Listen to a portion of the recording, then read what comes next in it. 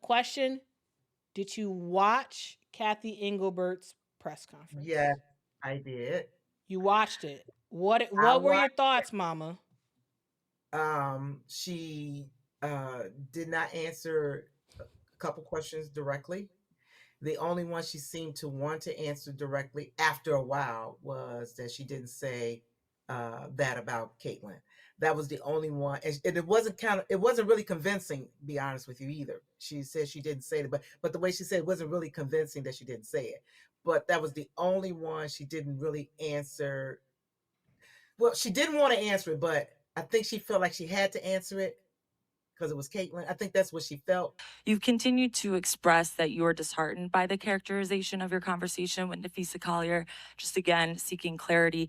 Did you in fact say that Caitlin Clark should be grateful she makes $16 million off the court because without the platform that the WNBA gives her, she wouldn't make anything? And do you actually feel that way, that without this platform, players like Caitlin Clark wouldn't be making what they do off the court? Yeah, obviously, I did not make those comments. Caitlin has been a transformational player in this league.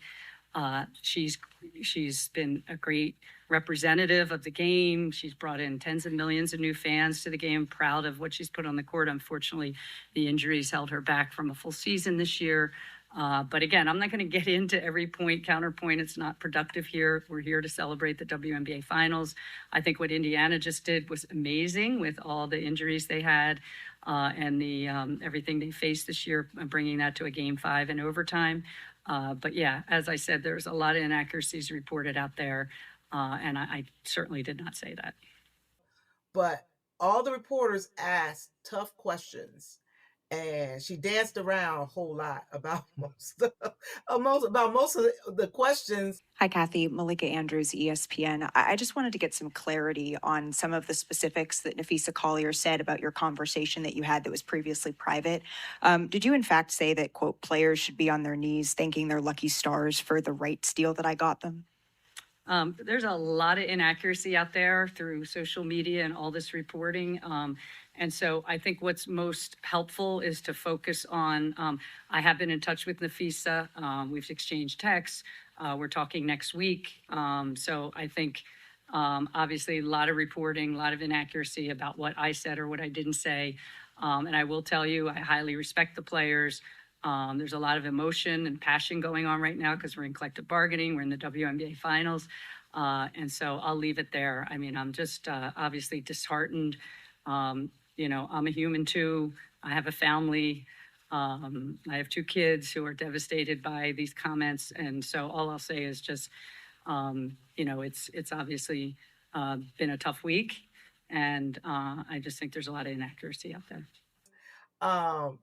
And then when she said she's going to be meeting with Fee next week, and they asked in person or whatever, and she kind of like skated around that too, like, are you really going to meet with Fee? That's what I felt like. Are you really going to meet with her? Come on now.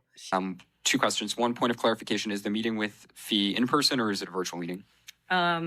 We haven't determined yet. We just said let me get through the beginning of the finals, and we'll talk next week. Got it. She made it sound like it was already scheduled, but in a follow-up question, oh well, we hadn't actually locked in an actual date or time. It's just gonna be sometime next week, and we don't even have a place, whether it's gonna be virtual or in person. And I'm like, why are you telling people you made it seem like it was a locked thing that you talking to Fee next week and it's all set, but y'all don't even have a date, y'all don't have a time, y'all don't have a place.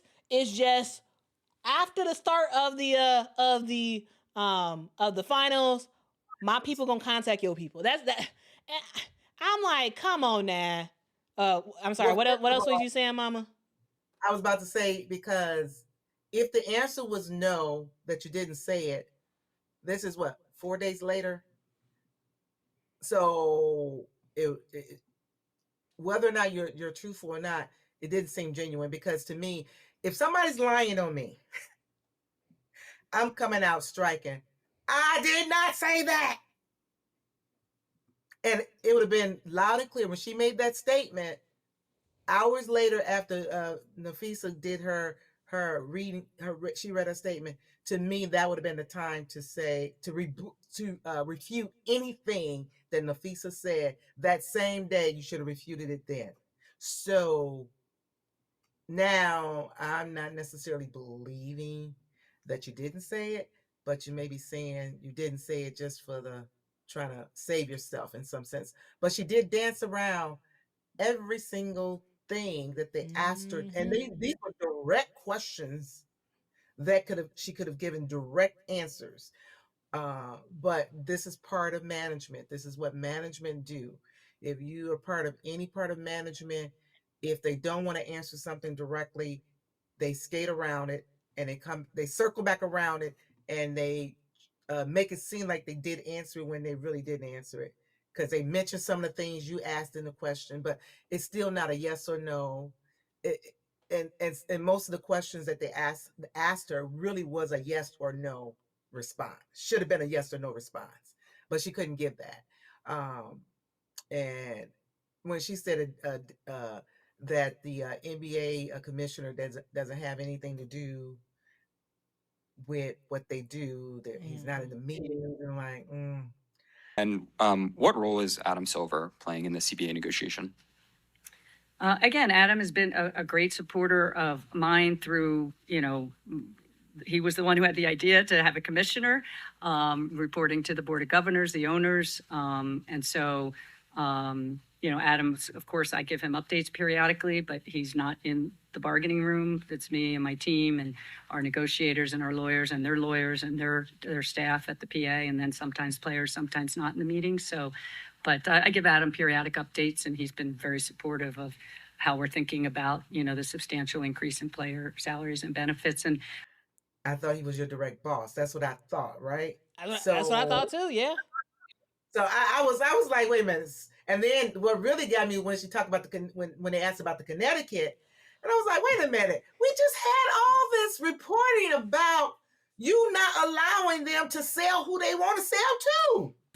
On Connecticut, the tribe continues to evaluate its strategic options as it relates to what they want to do as far as continuing as majority owners, selling minority investments, selling the entire team. So we receive periodic updates from them, but there's no decision been made yet from their perspective on how they're strategically looking at their next steps. So I was like, come on now. So sometimes now I know the reporters know what's going on, but maybe a lot of the people have not been following the stories the way we have so intently, because we have been following it intently, all the stuff that's going on. I was like, well, let them sell. They want to keep it in Connecticut. Let them sell to whomever they want to sell to.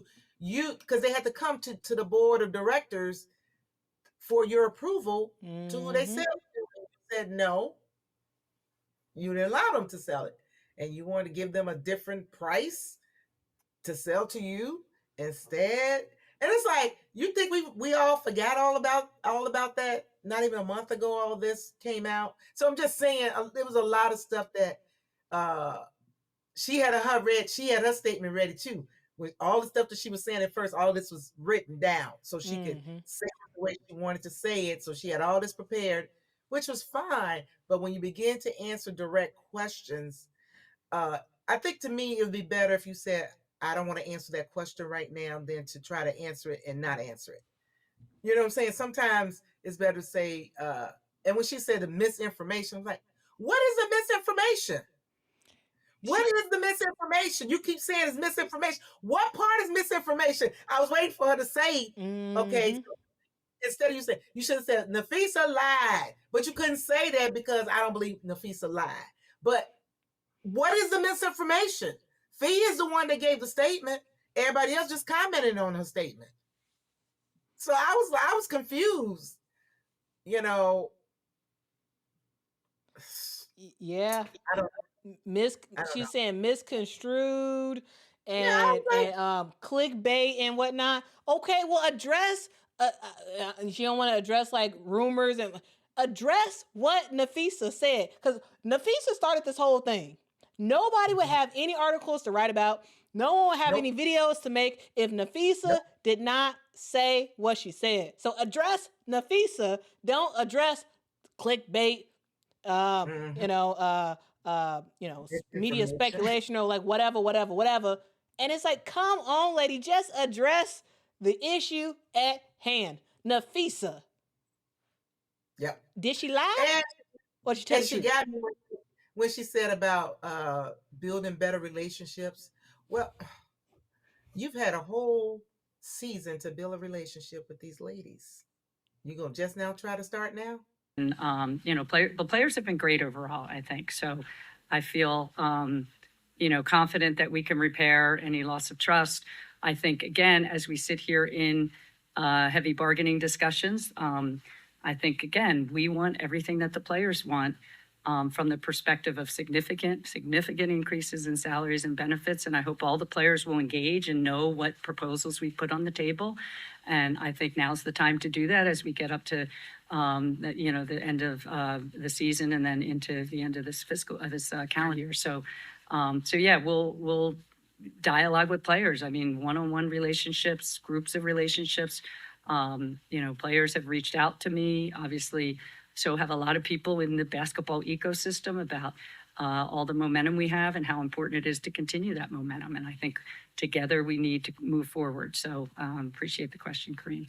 And y'all been working on a CBA. Are you just now trying to start a relationship, building a relationship when you know it's been broken down all this time? You've heard what they've said, and it seems that those that have spoken out are standing with Fee. Why is that? Why is they not worried about standing with you? That's what I thought about, because you could do the most damage to them. Fee is in a safe place. Napheesa is in a safe place. Okay? She's not worried. When she said, I'm not worried about being fined, in her statement, I was like, whoa, okay. She letting you know, if you want to fine her, go do your thing. You ain't gonna bother me. That's what she basically saying in her statement. But that part hasn't come out yet, and nobody asked the question if she is going to be fined. But it's 4 days later, and I don't think they really have figured out what they're going to do with this situation. Yeah, this was it was interesting, Mama. But I'm happy you clocked the Connecticut stuff, because I too was like, what? Yeah. What? Yeah. You trying to put it all on the tribe? The Mohegan And tribe that supposedly you won't allow to do what they want to do? Since she said it's on the tribe, they should go ahead and put through the sale tomorrow. Like, let's put through the sale tomorrow. So she says on us, we want to sell. Let's put it through tomorrow. Let's go ahead and do this legal work, and let's put it up for sale tomorrow. Let's put our prices out there, and let the company that want to buy it in Connecticut, come on, y'all. Let's push through this sale. She says on us. She says on us. Let's take her at her word, right? Yeah. Let's see what you got all these officials in Connecticut going on TV talking about how the WNBA is trying to is meddling in the tribe's business, trying to get the sale through, and that the WNBA is trying to force the tribe to sell to them, and it's a whole thing. You have actual politicians talking all about the WNBA and how they need to mind their own business, basically, and allow the tribe to sell and not have it go to Houston or wherever, or sell it to the WNBA at a discounted price. They saying all this stuff, but now you saying, oh, it's on the tribe. The tribe got to make up their mind about what they want. Really? No, they got to make up their mind that they're going to sell to them. That's what That's what she was saying. Make up your mind, you're going to sell it to us so we can get this done. That's what she was really saying. Yeah, that's what she was really saying. Yeah, you probably right, Mama. Yeah, I thought that was wild. Anyway, I mean, we got a whole bunch of non-answers, but shout out to the reporters who asked the questions. I thought a lot of them asked some very tough questions. Yes. Like really good questions. But of course, I mean, non-answers, because I mean, what else did we really expect? I mean, Cathy Engelbert is not gonna be able to talk freely until she ends up leaving, or the WNBA, or probably until she retires and writes a book about the WNBA. That's when we're gonna really hear what she was really thinking and whatever. But I gotta say this. I gotta leave with this, Mama. This whole thing was started because Cathy Engelbert did not keep her real thoughts to herself. She supposedly told Napheesa about her thoughts about Caitlin Clark and how Caitlin wouldn't be where she at without the WNBA. She supposedly she told Napheesa that players should be on their knees thanking her for what she did with the media rights deal. She said about only losers complain about the refs. She said all that. She was too loose with her lips. Like it's a phrase called like loose lips sink ships. You can't just be saying all the stuff and expect Napheesa to keep it quiet. Yeah, Napheesa kept it quiet for a long time, and then now she's bringing it back up. You gotta Wait a zip minute. it. When you were talking, because I was watching you live, and when you were talking about, or somebody mentioned, what if Napheesa taped it, and then you mentioned about the laws in Florida that she would have had to, Cathy would have had to agree to being taped in order for her to tape her, and otherwise she can't use it legally. She wouldn't be able to use it. But that still doesn't mean that Napheesa didn't tape it. That's true. It still doesn't mean that she may not be able to share it with anybody. But I always say this: when you're in tense meetings and when you're with people that may not be as honest when they're put to the test, it's good to have that as a backup, even if you can't use it, just for your own sense of I have it. If I'm forced to use it, I may get sued or whatever, but if I'm forced to use it, I will use it, but it would hurt Fee more if she did tape it and it got out. So that's the thing. But Cathy doesn't know whether or not she taped it. She doesn't know. And Cathy should have never. You should have never told one of your players what you allegedly told her. Taped or not, that was a stupid decision. Who cares if you're like, oh, I could trust Napheesa and blah blah blah. She's now a co-owner of a league, so I can do real talk. No, you can't. Well, that's what she. Okay, so that I think that was the premise of the conversation. Yeah, that she felt like Napheesa in this role was her equal almost. But Napheesa, here's the thing: you can't trust anybody. No, but I'm just saying. She shouldn't have said that to nobody. No, she shouldn't have said it to nobody because what you said was not nice. Sometimes you feel some things and you have to question yourself. Well, wait a minute, why do I feel like this? Like sometimes as a person, we don't always feel good about how we feel, and so sometimes you have to kind of like, I'm not gonna. That ain't me. Why am I feeling this way? Why am I feeling evil? Or why am I feeling not good towards others? Why am I feeling that way? And if you're a person that is conscious about how you feel, that thing bothers you, and you kind of like you try not to say it because like that's not me. Where is that coming from? So to say things like that, that's in you. That stuff is in you, and only thing that can hurt you is what comes out of you, not what's inside of you. Because I mean, unless somebody's talking, you don't know what I feel. People always try to say, you feel this. Well, you don't know what I feel until I tell you what I feel, right? You may think I may feel it because you may look at an expression on my face, or if I frown or whatever, you think those facial expressions don't always mean you can tell what I feel. Only when I say it verbally can you say, oh, I see you feel such and such a way, because your words will betray you. So yeah. And Rosu says facts. Cathy forgot Fee was one of the players she was talking about that should be on her knees. Yeah. And I think that's what really got, hearing that as a player, How would you feel if somebody's saying that to your face like that? How would you feel? Oh, I should be groveling. I should be so thankful to have this job that you're not paying me what I'm worth. I should be so grateful.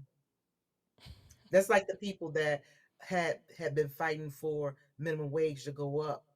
How many years? You remember back in the 2021, 2022, when they were fighting for minimum wage to be a livable wage, you know.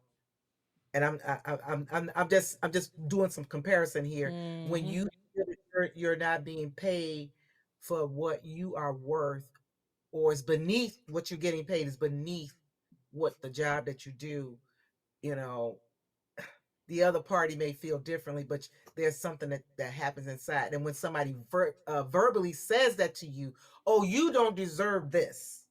You're like, what? What I do? You tell me I don't deserve this? Look out now. So yeah, mistake. I think she's learned her mistake from her mistake, that you can't be truthful um, in situations like that. You can't be truthful. So even if she felt it, she should Yep. You can't say it. not. That's the thing. And then you got to check yourself. Why do I feel this way? That's what I was saying. That's your own conscience. And I have a conscience that bothers me about things I'm thinking. Not even that I said. Sometimes I'm thinking wrong and it bothers me. And I have to like, I gotta pray. Get this out. This is not you. Get out. That's not me. I don't know where you came from, but you're going somewhere. You ain't gonna stay in here. And I fight with my own conscience. So hey. And that's what people in general need to do.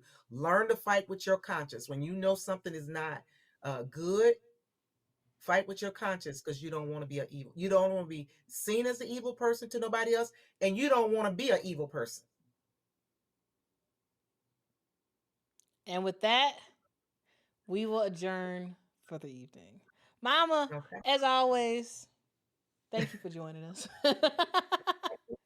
I said more than what I intended to say, but but you spoke facts though. Straight up facts. And I love that you be giving life lessons to us, which is always very, very cool. Cause you got a lot of yeah. wisdom. Y'all, mama got a lot of wisdom in her head. A lot of wisdom. And when she let it out, you better watch out and take some notes. Okay? All right. Well, there's Quita and Mama signing off. Thank y'all for joining. I'm gonna rest my voice because I've been talking for like 5 hours straight. It seems like. Anyway, we will see y'all on Sunday for game 2. Yeah. We gonna Yep. see what's gonna happen. All right. Until next time, guys. Bye bye.